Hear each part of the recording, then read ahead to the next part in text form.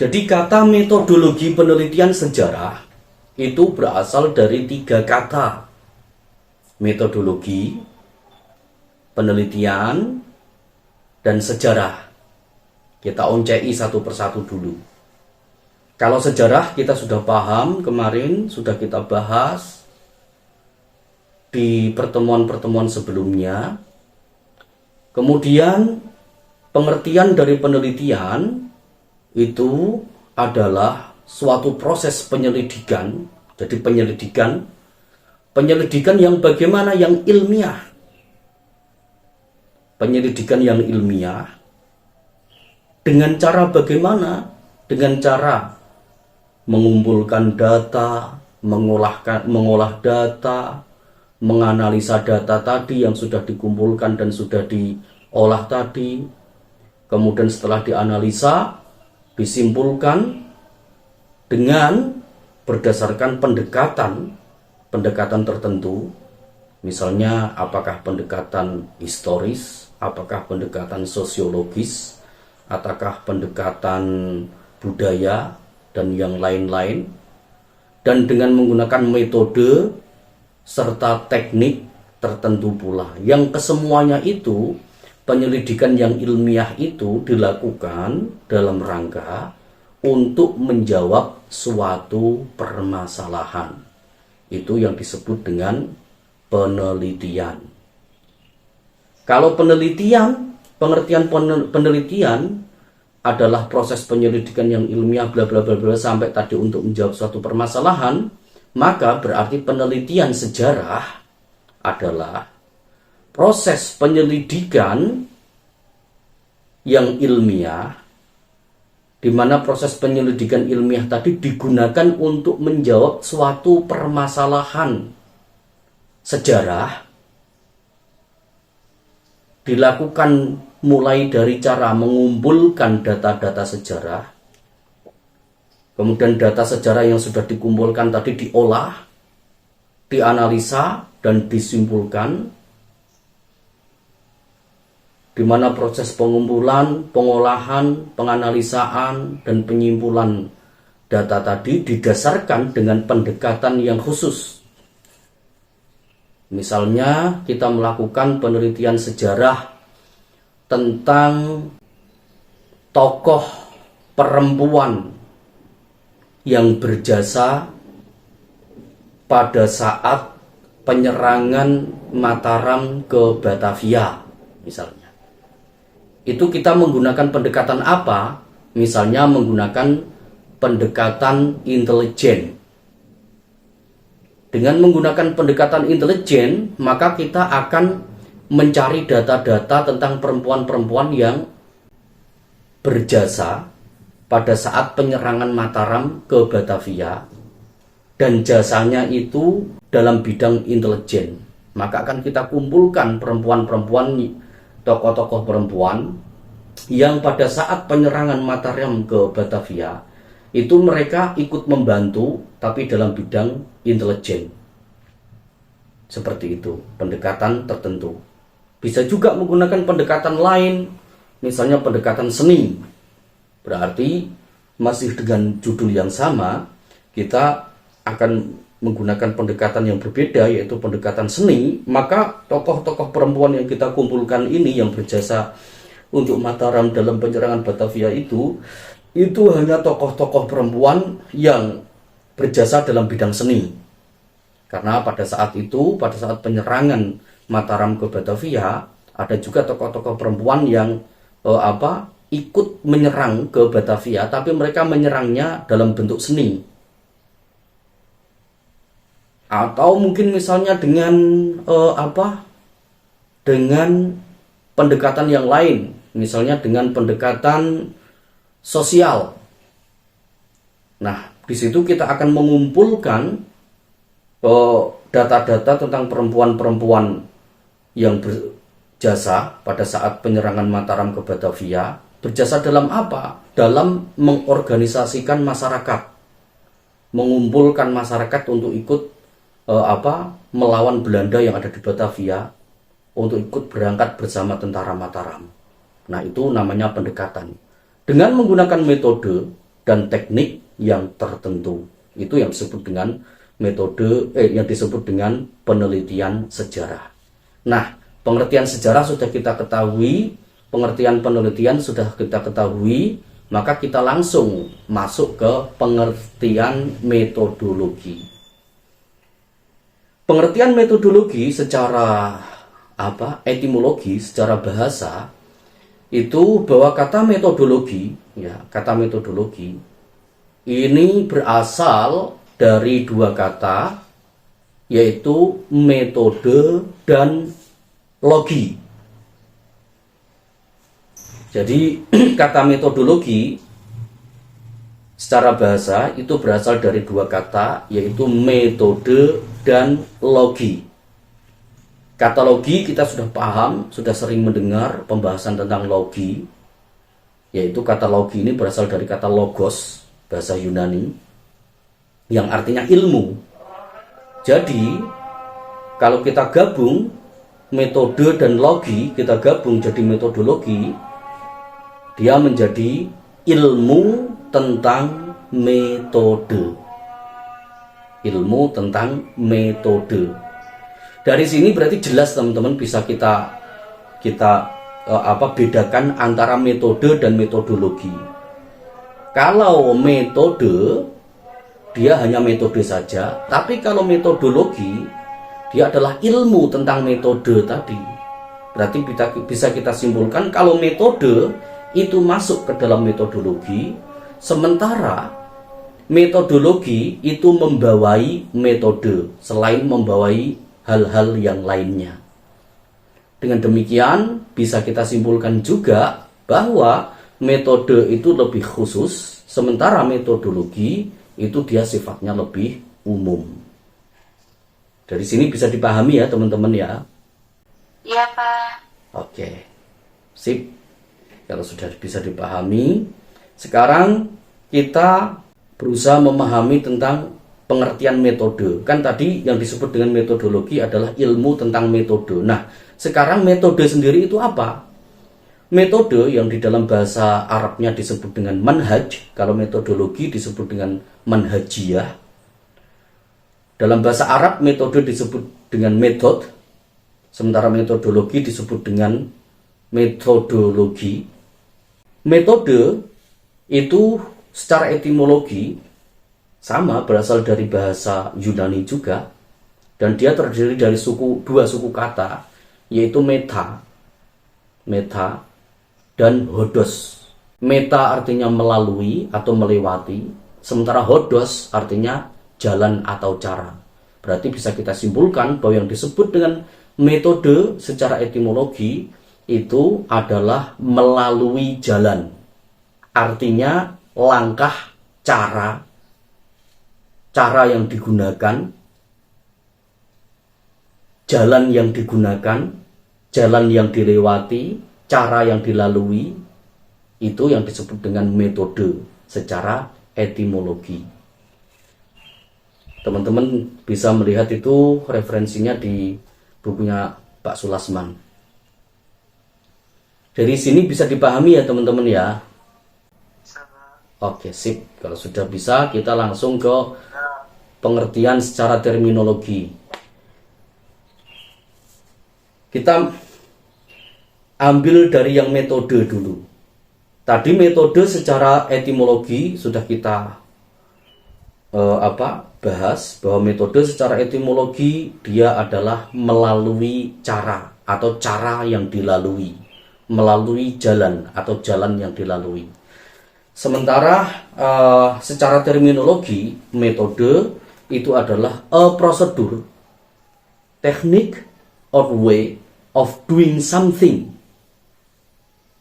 Berarti prosedur, teknik, atau cara melakukan sesuatu, especially in accordance with a definite plan, khususnya berhubungan dengan disiplin keilmuan. Nah, kata-kata especially in accordance with a definite plan ini kesampingkan dulu, ini nggak terlalu penting. Yang penting adalah ini, a procedure, teknik, or way of doing something. Ini yang saya jadikan rujukan adalah dictionary.com. Ini termasuk kredibel. Web dictionary.com ini termasuk kredibel, dan di antara pengertian-pengertian metode yang dijelaskan oleh para ahli, pengertian ini itu yang lebih mudah kita pahami. Oleh karena itu yang saya ambil adalah dari dictionary.com. Sebenarnya banyak juga pendapat dari para ahli tentang pengertian metode, tapi yang saya ambil adalah yang ini. Jadi metode itu adalah prosedur, teknik, cara melakukan sesuatu. Ini secara terminologi pengertian metode. Sementara metodologi itu adalah a set of system of method. Nah, ini seperangkat sistem metode. Jadi kalau metode tadi adalah prosedur, teknik, cara melakukan sesuatu, maka metodologi itu seperangkat sistem seperangkat sistem metode. Berarti tidak hanya metode saja, tapi seperangkat sistem. Banyak sekali di situ. Dan tidak hanya seperangkat sistem saja, tapi juga principles and rules, prinsip-prinsip dan aturan-aturan. Prinsip-prinsip dan aturan-aturan mengenai apa? Of regulating a given discipline, mengenai cara melakukan atau menjalankan disiplin ilmu. Itu yang disebut dengan metodologi secara terminologi. Jadi teman-teman bisa kita simpulkan seperti penjelasan saya, kalau tidak salah di pertemuan yang lalu saya menjelaskan bahwa perbedaan antara metode dan metodologi itu adalah apabila metode itu hanya sekedar teknik, langkah-langkah cara melakukan sesuatu.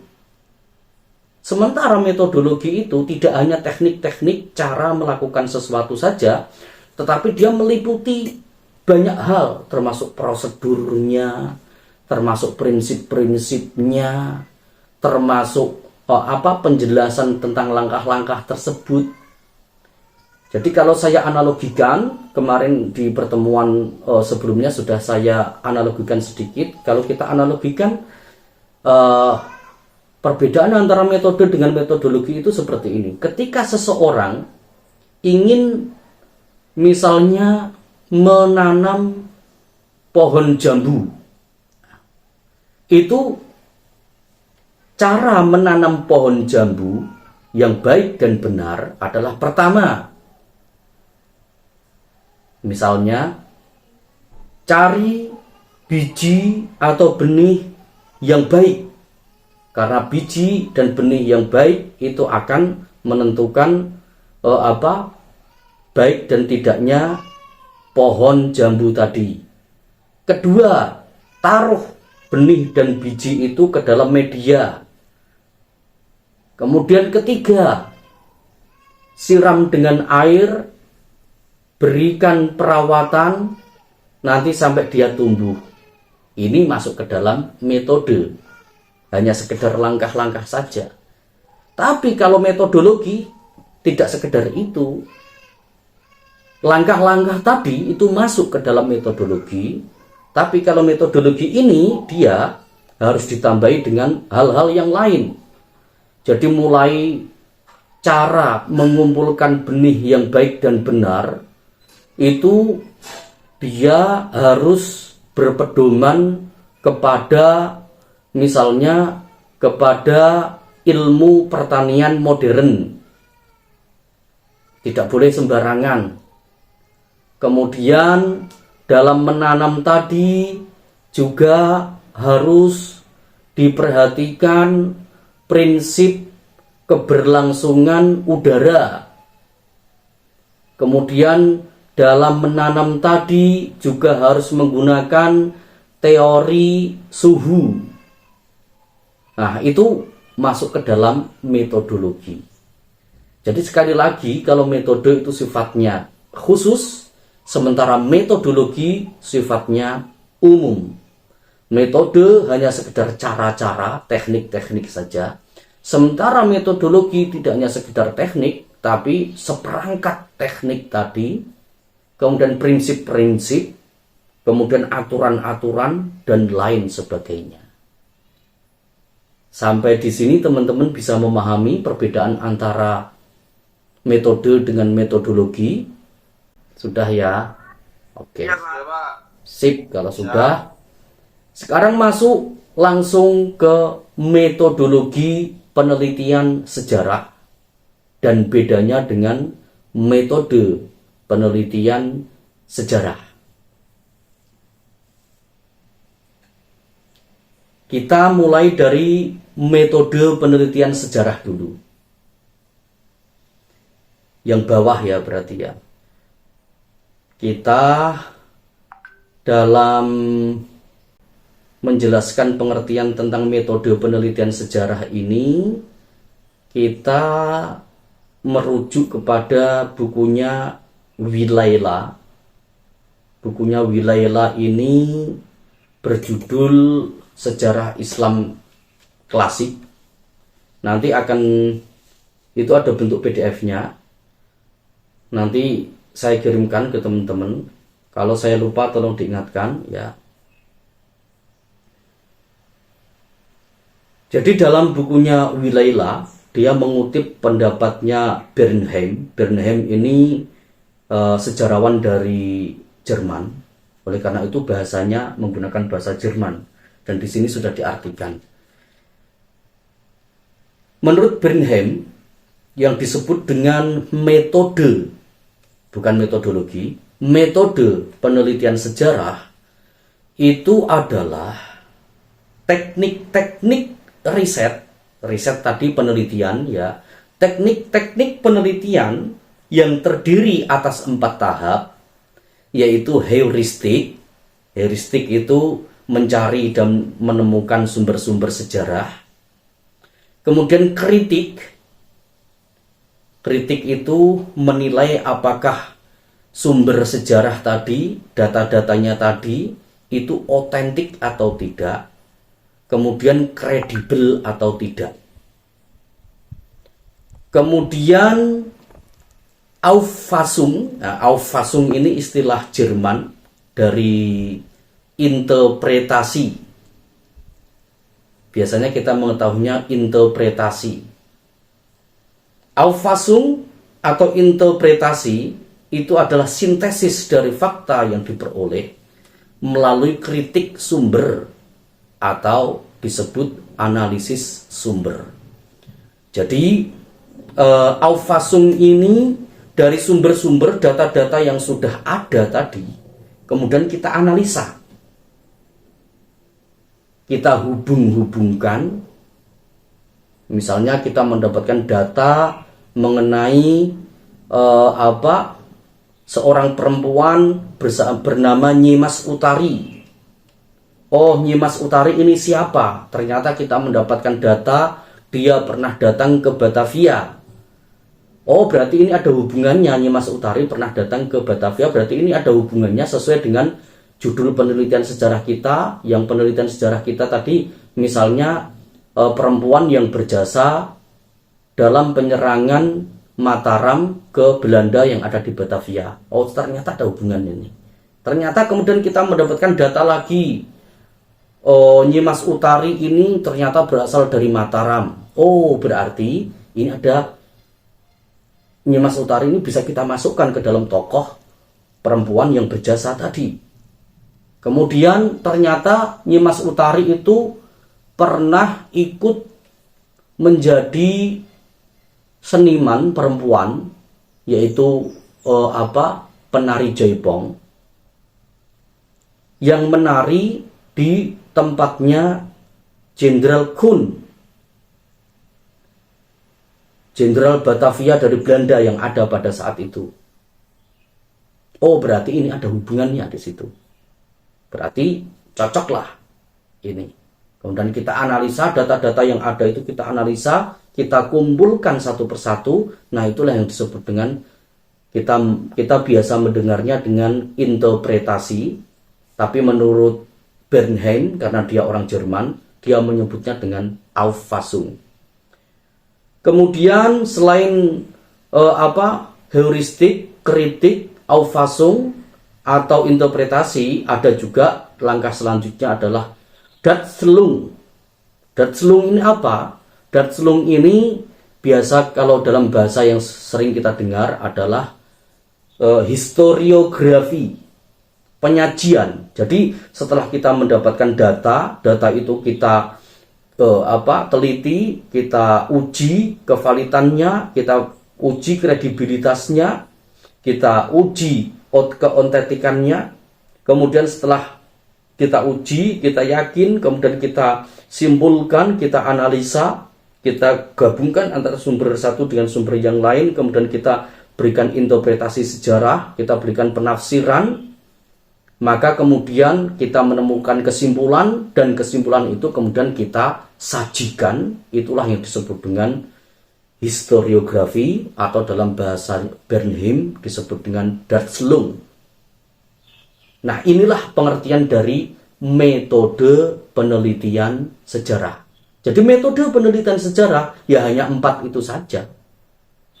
Teknik-teknik riset atau langkah-langkah penelitian yang terdiri dari 4, yaitu heuristik, kritik, kemudian Auffassung tadi interpretasi, kemudian Darstellung atau historiografi. Hanya itu saja yang disebut dengan metode penelitian sejarah. Nah, ini berbeda dari metodologi penelitian sejarah. Pengertian metodologi penelitian sejarah bisa kita ambil di yang ketiga ini, yang di paragraf ke atasnya ini, teman-teman. Kita mengambil masih sama rujukan dari Wilayla, bahwa yang disebut dengan metodologi ada loginya. Metodologi penelitian sejarah, atau dalam bahasa Inggrisnya disebut dengan historical research methodology, dalam bahasa Arabnya disebut manhajiyatul bahthit tarikhi, itu adalah the framework. Framework itu kerangka kerja. Kerangka kerja berarti dia keseluruhan, teman-teman. Keseluruhan dari hal-hal semua yang berhubungan dengan penelitian tadi. The frameworks of general concept, kerangka kerja dari konsep umum, semua konsep umum, kategori, model, bentuk, hipotesis dari penelitian sejarah. Jadi saya ulang lagi, secara terminologi, metodologi penelitian sejarah adalah the frameworks of general concepts, categories, model, and hypothesis. Jadi yang disebut dengan metodologi penelitian sejarah itu adalah kerangka kerja dari konsep secara keseluruhan, kategori secara keseluruhan, model secara keseluruhan, dan hipotesis secara keseluruhan dari penelitian sejarah. Itu yang disebut dengan metodologi. Berarti kalau demikian, metodologi penelitian sejarah ini, dia sifatnya luas. Dia tidak hanya mencakup satu pokok saja, tapi dia mencakup beberapa pokok. Beda kalau metode penelitian sejarah tadi kan hanya mencakup satu pokok saja, yaitu teknik atau langkah. Sementara dalam metodologi penelitian sejarah ini, dia tidak hanya teknik saja, dia juga masuk ke dalamnya. Yang dibahas ke dalamnya adalah konsep secara umum.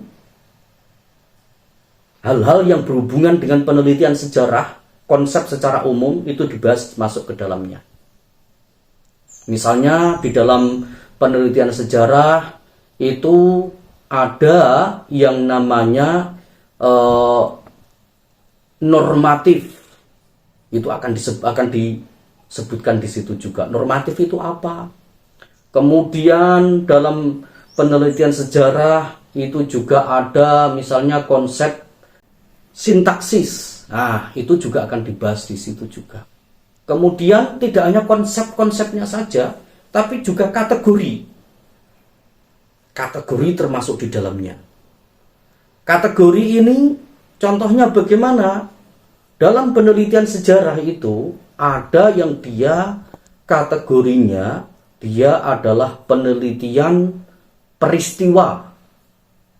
Ada yang kategorinya misalnya penelitian bibliografi. Ada yang kategorinya misalnya penelitian literatur review atau studi pustaka. Jadi yang ditelaah bahannya, sumber-sumbernya hanya pustaka saja, hanya yang berbentuk tertulis, buku-buku, arsip-arsip, artikel-artikel saja. Tapi juga ada kategori yang berbentuk penelitian terjun lapangan. Terjun ke lapangan misalnya meneliti tentang sejarah Candi Borobudur. Nah, di situ dia tidak hanya menggunakan literatur review atau studi pustaka, tapi dia juga harus terjun ke tempatnya sendiri langsung, yaitu ke Borobudur dan sebagainya. Kemudian juga masuk dalam metodologi juga model cara pelaksanaannya, prosedur pelaksanaannya. Nah, metode penelitian sejarah ini masuk dalam model ini, masuk dalam model yang dibahas oleh metodologi penelitian sejarah. Kemudian masuk di dalam metodologi penelitian sejarah juga yang dibahas di dalamnya adalah hipotesis. Hipotesis itu kesimpulan sementara. Jadi sebelum teman-teman melakukan penelitian, teman-teman sudah punya kesimpulan sementara dulu. Kemungkinan ini kesimpulannya seperti ini. Maka dari itu kemudian teman-teman melakukan penelitian, ternyata kesimpulannya nanti apakah sama dengan hipotesis atau tidak. Nah, itu yang disebut dengan hipotesis. Ini semuanya masuk ke dalam pembahasan metodologi penelitian sejarah. Oleh karena itu bisa dikatakan teman-teman bahwa metode penelitian sejarah itu hanya part of metodologi penelitian sejarah saja. It can be said that the historical research method is one or is a part of historical research methodology.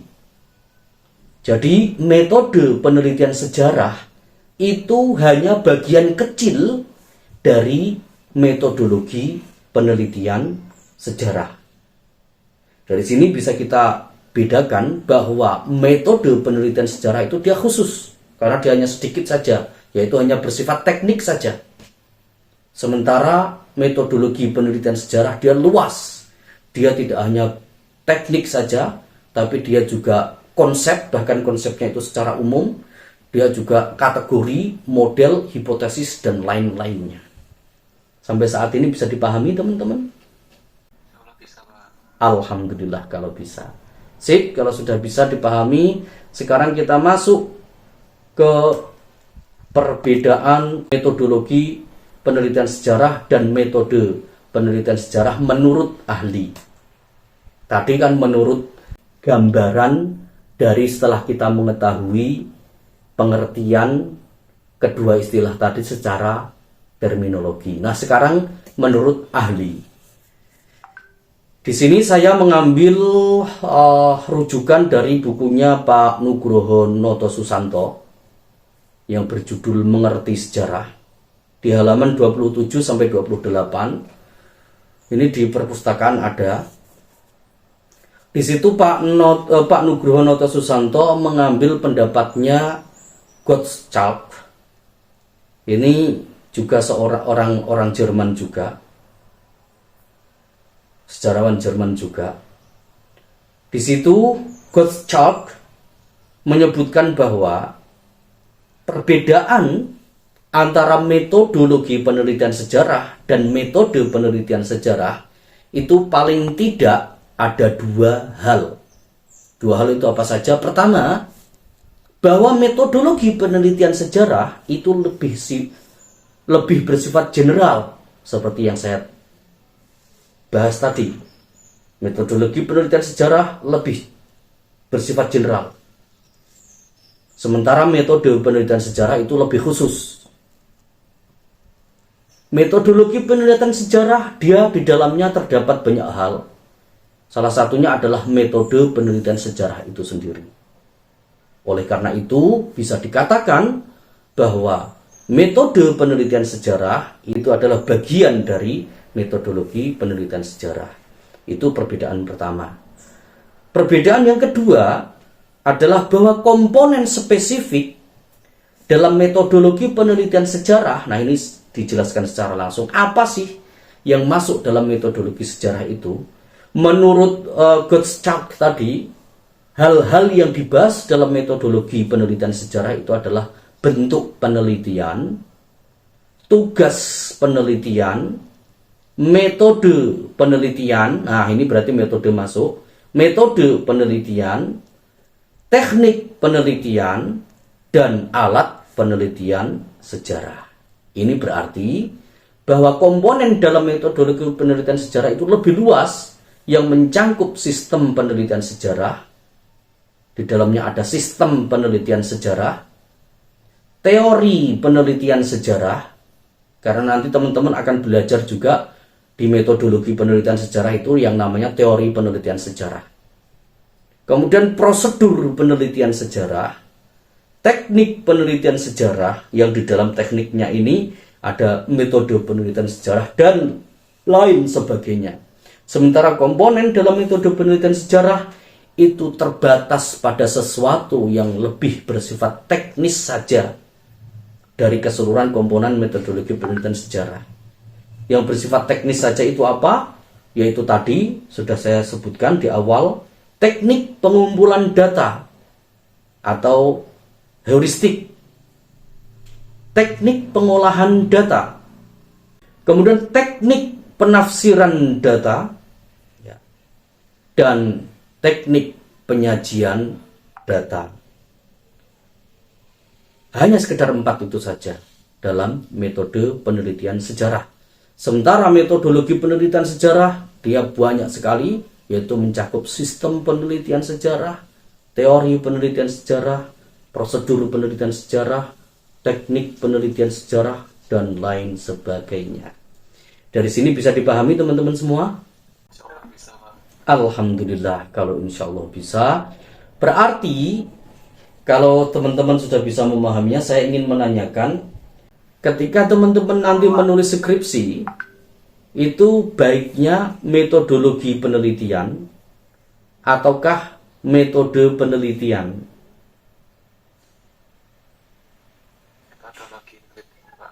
Metodologi penelitian, Pak. Metodologi penelitian, Pak. Oke. Sip. Ya sudah. Oke, baik teman-teman. Untuk metodologi penelitian sejarah kita cukupkan sekarang. Ini kita lanjut atau kita istirahat sebentar teman-teman? Istirahat sebentar, Pak. Istirahat sebentar, Pak. Jam 4. Oke. Jam 4 langsung masuk, Pak. Sip. Jadi kita istirahat sebentar, nanti jam 4 masuk ya. Oke. Oke. Oke teman-teman, terima kasih semuanya. Kita lanjut nanti jam 4. Ya.